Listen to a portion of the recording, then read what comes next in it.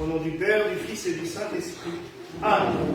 Christ est ressuscité. Oui, c'est la vérité. Eh bien. On est déjà bien réunis, on va vérifier si tout le monde était bien réveillé et suivi.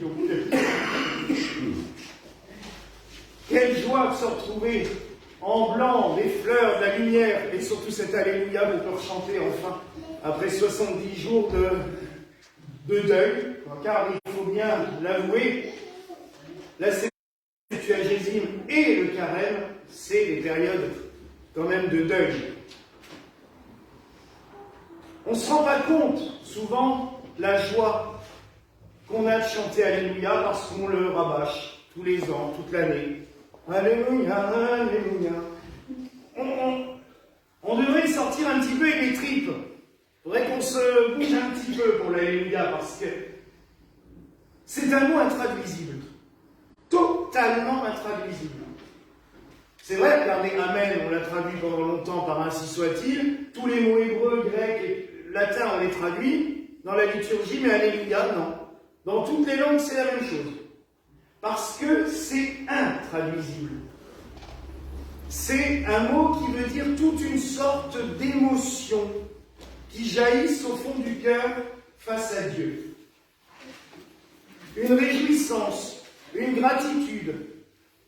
Et à une époque, on le chantait avec une telle ferveur que souvent, les religieux dans les monastères recevaient des locutions, des visions pendant ce chant, et après, ils se mettaient à interpréter ce qu'on appelle maintenant les proses, ou la séquence. C'est-à-dire ces poésies fabuleuses. Le Père Guylaine nous en chantera une pendant la communion tout à l'heure, le Victima Pascal Elodis. C'est des poésies qui traduisaient le mystère du jour, inspirées par l'Esprit Saint, et tout cela donnait de la joie de chanter Alléluia. Vous voyez à quel point il faut qu'on le fasse avec conviction. Nous avons vécu, et je le dirais aujourd'hui au sens propre comme au sens figuré, un grand basculement. Parce que la pierre d'autel, vous savez qu'elle représente le Christ. Et le matin de Pâques, elle a été renversée, brisée. Ben là, la pierre d'autel a basculé. Mais c'est très beau, et c'est vraiment pas pour me moquer, parce que j'ai trouvé, mine de rien, que le symbole était excellent, de se rappeler que ce qui s'est produit durant la nuit de Pâques, c'est réellement un basculement. Tout ce qui s'est produit jusqu'au Vendredi Saint, je dirais, dans la vie de l'Ancien Testament, des miracles, des guérisons, des résurrections, oui, vous me direz c'est déjà assez exceptionnel comme ça, mais quand on lit l'Ancien Testament, ça paraît normal. Élie a ressuscité les gens, Élisée a ressuscité les gens, beaucoup de prophètes l'ont fait, voilà. Donc, pour beaucoup dans la mentalité, Jésus c'était un prophète parmi tant d'autres. Et il faut reconnaître, il n'y a pas longtemps, ça fait un peu scandale sur les réseaux, parce qu'on a attribué au pape une phrase, et on avait coupé tout le reste de son homélie. Donc la phrase pouvait être totalement horrible et bête, en prenant juste ce morceau. Il a dit dans son homélie, mais la vie terrestre du Christ, sa vie humaine jusqu'au Vendredi Saint, c'est un échec. Et tout le monde a hurlé à la mort. Mais non, aux yeux de toutes et tous, si on s'arrête le Vendredi Saint, ben c'est un prophète parmi tant d'autres qui a fait plein de miracles, mais qui a fini mort sur une croix. Je vous rappelle pour la petite histoire qu'Isaïe a été scié en deux de haut en bas, et que d'autres prophètes se sont fait largement lyncher, tuer, écorcher, toutes sortes de petites joyeusetés, telles qu'on savait les faire à l'époque. Mais donc, dans la mentalité de toutes et tous, Jésus a mal fini, comme beaucoup de prophètes. Et on pourrait se dire, bah oui, si on s'arrête à ça, c'est foutu. Et comme vous le disiez aussi Père Guylaine, si Jésus n'est pas ressuscité, nous on ne sert à rien du tout. Il a même dit, on va se contenter, on peut remballer nos amis et puis aller faire autre chose. Mais c'est clair. Jésus, ce qu'il s'est produit la nuit de Pâques, là, c'est le grand basculement. Parce qu'il a bien montré à toutes et tous que ce n'est pas juste un prophète, un homme sympa. Il a été, mais c'était pas que ça. Il a eu beau dire tout au long de sa vie terrestre qu'il était le Fils de Dieu, qu'il était Dieu fait homme, qu'il ne faisait qu'un avec le Père. Ça ne rentrait pas dans la tête des gens. Le fait de l'avoir vu mort, à moitié embaumé, mis dans le tombeau, et qu'au matin de la Pâque, tout d'un coup, il se met à apparaître à Marie-Madeleine, dans le jardin, et après à ses disciples qui peuvent le toucher, qui mangent avec eux. Là, ils se sont enfin rendus compte qu'il y avait eu un grand chamboulement. Qu'est-ce qu'il s'est produit cette nuit-là dans le tombeau à Jérusalem pour que cet homme ressuscite? Il n'a pas été ressuscité par quelqu'un. Il ressuscite. Il revient à la vie. Je suis là avec vous. Et là, c'est la clé de tout. C'est la clé de pourquoi nous sommes réunis. C'est la clé de pourquoi dans le monde entier tant de gens se réunissent aujourd'hui pour célébrer Pâques. C'est aussi, en effet, la clé de pourquoi est-ce qu'il y a tant de bonhommes et de dames habillés en drôles de vêtements aujourd'hui, assis dans le cœur de cette église.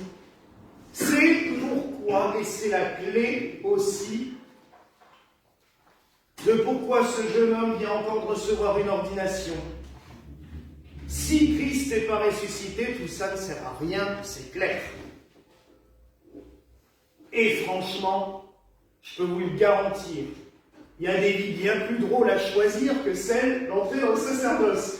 Parce que comme je lui ai dit pendant la monition, ça me faisait réfléchir quand je lisais ça pendant la monition d'ordination, je me disais, bon sang, toutes les catastrophes que je lui annonce, tu devras affronter les ennemis, tu auras ça, tu vas avoir ça, on va te...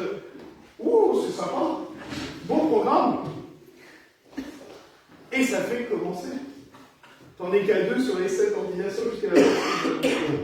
Encore du travail. Mais c'est vrai qu'on pourrait se dire, mais il faut être fou. Il faut être totalement cinglé. Et c'est clair, il faut l'être quand même, de toute façon. Mais s'il n'y avait pas la force de celui que nous célébrons aujourd'hui, tout cela ne servirait à rien et on ne pourrait pas le faire.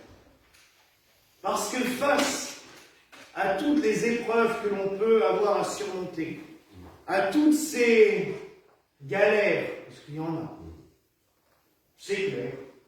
Mais je l'ai toujours dit, je ne vais pas mentir sur la marchandise. Dès le début, je lui ai dit, attention, c'est pas drôle tous les jours. Bah, vaut mieux partir là-dessus plutôt que de dire ça va être la grande fête et qu'en fin de compte, après les gens soient déçus et qu'ils partent en courant. Hein. Mais cette joie, parce que c'est vraiment ça qui nous tient, la joie du Christ ressuscité. Il m'est arrivé une petite aventure hier à midi, j'ai envoyé un message à quelqu'un, et en fait, la personne a pris le message totalement de travers. Et elle n'a pas compris du tout la blague que je faisais, parce que je lui disais, oh bah tu sais, ce soir je vais demander à Glenn de me remplacer, puis moi j'irai manger tranquille, ça me permettra de discuter avec toi. Et elle l'a pris au premier degré. Je dis, mais tu croyais quand même pas que j'allais laisser passer la veillée pascale pour aller bouffer? Mais c'est même pas possible qu'on puisse imaginer ça. C'est, je dirais, le sommet de l'année. Noël aussi, on aime bien. Mais la joie de Pâques, l'énergie, alors que ça fait déjà une semaine qu'on est bien fatigué et tout, l'énergie qui se dégage pendant la nuit de la résurrection et au matin de Pâques, mais c'est fabuleux et je laisserai ça à personne au monde. C'est tellement fort. Et alors qu'on devrait être totalement épuisé, on rentre de la veillée pascale, Parce qu'il y a cette énergie de la résurrection, car c'est une énergie folle. Elle nous motive, elle travaille en nous. Je dirais que c'est mieux que n'importe quelle pile à uranium ou à lithium. Jésus-Christ, mais c'est ce qu'il y a de mieux comme pile pour fonctionner. Hein. On se branche sur lui et c'est bon, on avance. Le lapin de Duracell à côté. Non mais, je vous le garantis, branchez-vous sur Jésus-Christ. Ça marche. Et l'énergie de la résurrection, c'est bon, ça nous fera avancer pour longtemps. Alors oui, je fais beaucoup d'humour, mais c'est le risus pascalis. Hein, on rigole beaucoup à Pâques, parce que après les 40 jours de carême, quand même, sourire un peu, ça fait du bien. Dans le temps, on racontait même des blagues, les prédicateurs racontaient des blagues carrément. Il y a tout des recueils de blagues pour ce jour-là, et c'était vraiment très sympa. Parce qu'il faut rire, parce qu'on doit être dans la joie. Ce jour, c'est un jour d'allégresse, un jour de joie, un jour de fête, un jour de réjouissance. Parce que Christ est ressuscité, parce qu'on a un nouveau lecteur, mais comme il a encore du boulot, et parce qu'on est toutes et tous réunis autour du Christ. C'est lui qui nous réunit, c'est lui qui a vaincu la mort. Et c'est pour ça que je suis bien content de retrouver notre croix glorieuse, lumineuse, parce que ça fait 15 jours qu'elle était emballée dans du violet, et c'était bien triste aussi de ne pas l'avoir brillée. Parce que ce symbole est tellement fort et tellement beau. La croix, symbole de supplice, symbole de mort, qui se retrouve symbole de vie et de victoire sur la mort. Songez toujours à cela. Alors mes frères et sœurs, soyons dans la joie et dans l'allégresse. Chantons le Christ, acclamons-le, célébrons-le en ce jour. Voilà la grâce que je nous souhaite au nom du Père, du Fils et du Saint-Esprit. Amen. Christ est ressuscité. Oui, c'est la vérité.